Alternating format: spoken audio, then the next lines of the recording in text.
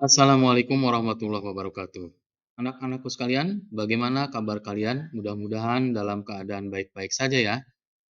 Hari ini mari kita membahas materi biologi mengenai virus dan peranannya. Mudah-mudahan kalian sudah siap ya.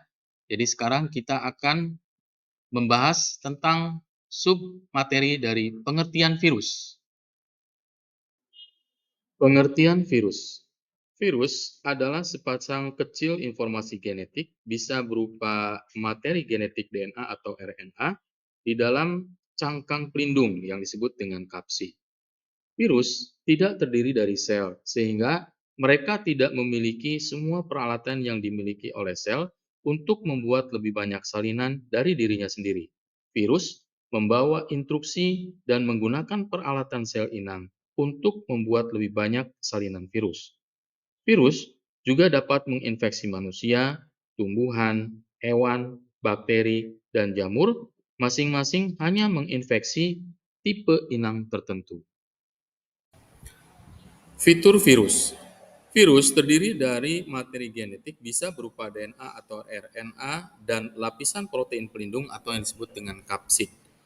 Kadang-kadang ada lapisan lain yang disebut dengan selubung di sekeliling kapsid dan virus yang tidak memiliki selubung kemudian disebut dengan virus telanjang. Perlu diketahui bahwa selubung di sekeliling kapsid ini kemudian orang menamakannya adalah amplop. Mirip dengan parasit, virus membutuhkan inang untuk melakukan perkembangbiakan. Mereka akan bertahan hidup di luar inangnya sampai kapsidnya rusak seiring dengan berjalannya waktu. Virus memiliki ukuran 100 sampai 1000 kali lebih kecil dari sel-sel yang ada di tubuh kita. Di dalam gambar di samping, diperlihatkan bagaimana bentuk daripada kapsid, di mana kapsid itu adalah selubung protein yang melindungi asam nukleat. Sedangkan kapsomer itu adalah subunit daripada kapsid, merupakan lapisan terluar daripada protein yang juga berfungsi untuk melindungi asam nukleat. Sedangkan di dalam daripada bagian virus tadi terdapat amplop yang tadi sudah dijelaskan bahwa amplop merupakan selubung protein juga yang membungkus kapsid. Sehingga ketika virus itu melakukan pergerakan dari satu sel inang kemudian menginfeksi sel inang yang lain, maka materi genetik pun masih bisa dilindungi oleh yang namanya amplop. Dan virus yang tidak memiliki amplop disebut dengan virus telanjang. Salah satu contoh daripada virus yang paling mudah diperlihatkan di sini adalah virus T, di mana virus T memiliki struktur terdiri daripada kapsid, kemudian ada asam nukleatnya, ada bagian leher, ada serabut ekor, dan ada bagian jarum penusuk. Pada fitur virus selanjutnya, digambarkan di sana ada virus influenza, di mana pada virus influenza terdiri daripada RNA, jadi termasuk dalam virus RNA, ada kapsid sebagai selubung protein, dan ada sampul membran. Tadi sudah dikatakan bahwa sampul membran itu adalah selubung yang membungkus kapsid. Kemudian pada tobacco mosaic virus terdapat termasuk ke dalam virus RNA, di mana tobacco mosaic virus ini adalah virus yang menyerang tumbuhan, terdiri daripada kapsomer yang menyusun kapsid. Sedangkan pada adenovirus dan pada virus influenza terdapat juga di sana adalah glikoprotein, yaitu protein yang mampu mengikat reseptor-reseptor yang terdapat di permukaan sel inang, sehingga virus dengan mudah dapat masuk ke dalam sel inang. Ukuran virus. Semua virus berukuran sangat kecil, terlalu kecil untuk dilihat tanpa mikroskop yang kuat. Jika Anda mengukurnya di bawah mikroskop, sebagian besar berukuran antara 20 nanometer sampai sekitar 400 nanometer. Sebagai perbandingan saja, virus terkecil ukurannya itu sekitar 2000 kali lebih kecil dari sebutir pasir. Ukurannya sekitar 100 hingga 1000 kali lebih kecil dari sel-sel tubuh kita. Namun, ukurannya juga bisa sangat bervariasi. Contohnya, virus campak 5 kali lebih besar dari virus Zika. Virus juga memiliki bobot atau berat molekul yang bervariasi. Virus memiliki ukuran sangat kecil, yaitu sekitar 10–300 milimikron. 1 milimikron sama dengan 10 pangkat negatif 6 milimeter, sama dengan 10 pangkat negatif 9 meter. Berikut adalah Papoviridae memiliki ukuran sekitar 40–57 nanometer, Adenoviridae sekitar 70–90 nanometer, dan Herpesviridae sekitar 150–200 nanometer.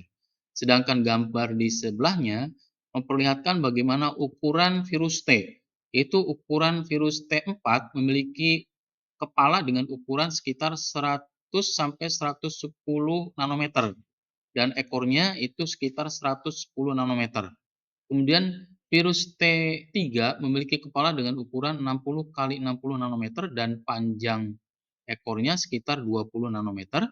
Kemudian berbeda juga dengan virus Phage T1, yaitu kepalanya memiliki ukuran 54×54 nanometer dan panjang ekornya sekitar 140 nanometer. Sedangkan virus Phage M13 memiliki bentuk yang helix, yaitu berukuran 800×10 nanometer.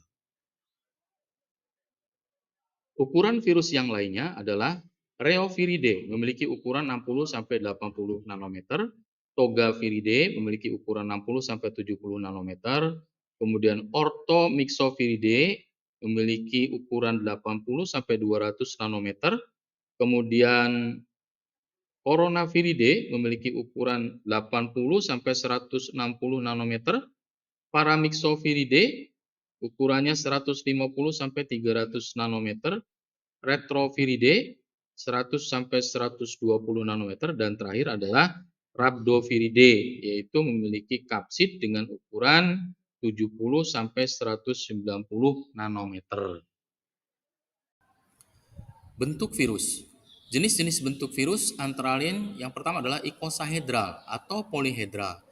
Ini adalah bentuk geometris dengan banyak sisi mirip dengan bola sepak. Kebanyakan virus yang menginfeksi manusia adalah berbentuk icosahedral. Bagian gambar di sebelah kanan menunjukkan bagaimana virus polyhedral tanpa amplop dan virus polyhedral yang terdapat amplop. Amplop di sini seperti yang sudah dijelaskan adalah selubung protein yang membungkus kapsid juga yang berfungsi untuk melindungi daripada materi genetik ketika virus itu melakukan infeksi dari satu sel inang ke sel inang yang lainnya. Bentuk virus selanjutnya adalah helix. Bentuk virus ini terlihat seperti silinder, di mana informasi genetiknya biasanya berupa RNA itu melingkar seperti pegas di dalamnya. Bentuk virus selanjutnya adalah bulat, yaitu virus Veris adalah virus helix atau polyhedral yang mempunyai selubung di sekelilingnya. Bentuknya sebagian besar seperti bola. Contohnya adalah virus HIV, kemudian virus influenza, dan virus yang lainnya. Yang selanjutnya adalah bentuk kompleks. Contohnya adalah pada virus T, di mana virus kompleks menggabungkan lebih dari satu bentuk. Virus yang menginfeksi bakteri ini memiliki bagian kepala yang berbentuk polyhedral yang kemudian dihubungkan ke bagian tubuh, di mana bagian tubuhnya berbentuk helix. Sifat genom virus. Informasi yang disimpan dalam virus berupa materi genetik dapat berupa DNA atau juga RNA. DNA seperti diketahui adalah instruksi manual tentang cara bagaimana membuat virus, sedangkan RNA sendiri adalah terjemahan daripada instruksi yang bahasanya dapat dibaca oleh mesin sel sehingga bisa diubah menjadi bentuk-bentuk protein. DNA atau RNA daripada virus dapat berupa linier atau melingkar, seperti gambar di samping, di mana bentuk molekul DNA bisa berupa sirkuler atau melingkar, dan bisa juga DNA berbentuk linier atau berbentuk horizontal mendatar. Sifat genom virus yang lainnya adalah arti positif atau arti negatif. RNA yang bersifat positif dapat digunakan sebagai instruksi untuk membuat lebih banyak bagian-bagian daripada virus tanpa perlu melakukan langkah tambahan apapun. Sedangkan virus RNA indra negatif memerlukan protein khusus atau enzim untuk membuat RNA indra positif sebelum virus dapat membuat lebih banyak daripada salinan dirinya. Ini juga disebut dengan untai plus atau untai positif atau untai negatif atau untai negatif. Kebanyakan virus DNA merupakan berakal positif. Sifat genom virus yang lainnya adalah beruntai tunggal atau beruntai ganda. Virus DNA dapat memiliki materi genetiknya dalam satu rangkaian instruksi atau dua set yang berpasangan. DNA manusia beruntai ganda, sedangkan virus RNA biasanya beruntai tunggal meskipun ada juga beberapa virus RNA yang beruntai ganda.